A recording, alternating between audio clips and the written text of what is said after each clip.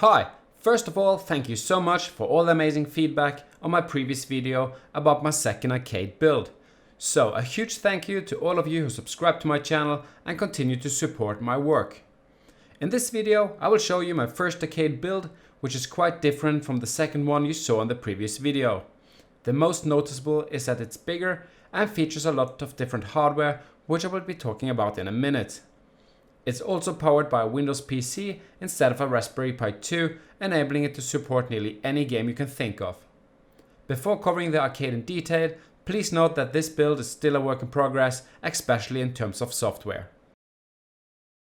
The Marquee features two Pioneer speakers, driven by a Li-Pi LP2020A Plus amplifier, together with a 7-inch LCD screen. The LCD screen uses CP Wizard to display useful information for the current game, such as button configuration, game information or high scores. This way it's easy to figure out which buttons are in use, and if the game supports it, it tells you what they do. For the main monitor, I'm using a standard 19-inch LCD screen. Most retro games don't support widescreen monitors anyway, and I didn't want to make the arcade physically bigger than I had to be.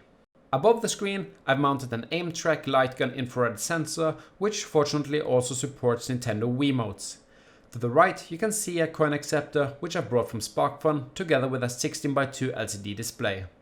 The display is for the moment only used to display credits information and whether a game is free play or not. The coin acceptor was actually the first piece of hardware I brought that somehow got me started on building arcades. For the control panel, I've used a DIY X-Arcade set, and in order to make it easy to get access to the wiring, I've used hinges so the control panel could be opened. This is also where we can get access to the amplifier and volume control. While the buttons are quite nice, the controller board that came with the set was just useless. The two major issues with the controller is that it emulates a keyboard rather than a gamepad. In addition, it's by default mapped to special keys such as Control, Alt and Space. Some games or emulators do not support binding to these keys, and not to mention that you will trigger almost all possible shortcuts in Windows or the emulator itself while playing. The second issue is that it doesn't support all keys being pressed simultaneously. This might not sound like a huge issue, but trust me, if you play games such as Street Fighter with 2 players, you will notice that some button presses are ignored. Fortunately, after a few days I found a proper USB controller that works a lot better, and it's the same that I'm currently using in my RetroPie builds. Now let's take a look at the back of the arcade. The top of the arcade features a vent so hot air can escape, even though heat has not really been an issue. The back of the arcade is clean and simple with a lock which secures the cabinet. Further down there are 2 fans, one for the CPU cooler and another one for the power supply unit.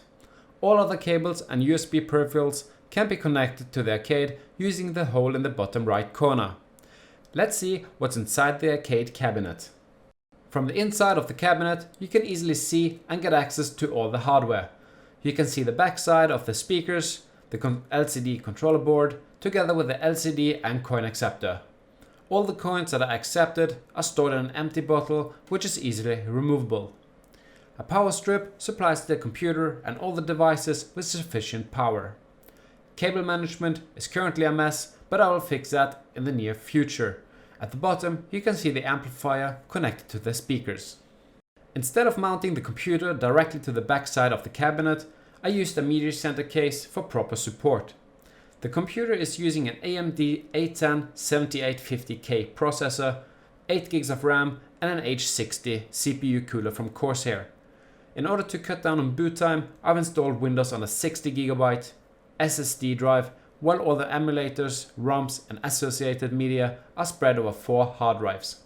I have one 3 TB drive and a stack of 3 2 TB drives mounted on a custom 3D printed rack.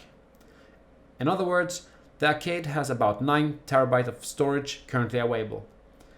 I've also added a USB PCI controller, so I have enough USB ports for adding more hardware such as wired controllers or gamepads in the future. The power button for the computer is mounted on the side, so it's easy to turn on and off as long as you have the key. As I've mentioned before, the software for the arcade is still in development. Before replacing the X-Arcade controller, I was using Hyperspin and Hyperlaunch, but I've never been really happy with it. Personally, I think Hyperspin is a little bit too flashy and it's missing a couple of features I would like to see, but I'm not going into details on that now. Currently, I'm only using Rocket Launcher, which is a successor of Hyperlaunch, while I'm developing my own front end. I currently have about 58 systems with about 31,000 games, ranging from old classics such as Super Nintendo to some modern and weird arcade games such as Street Fighter 4, the arcade edition, and Bishi Bashi. There isn't much else to say about the software for the time being, but I expect new YouTube videos when progress is made. If you intend to build your own arcade, I really recommend to start off with a Raspberry Pi build, as it's a whole lot simpler than using Windows thanks to RetroPie. Thanks for watching this video. If you want to see more arcade related videos, please like this video and subscribe to my YouTube channel. If you have any questions, please feel free to use the comment section below, and I will see you next time. Super Street Fighter 4 Arcade Edition.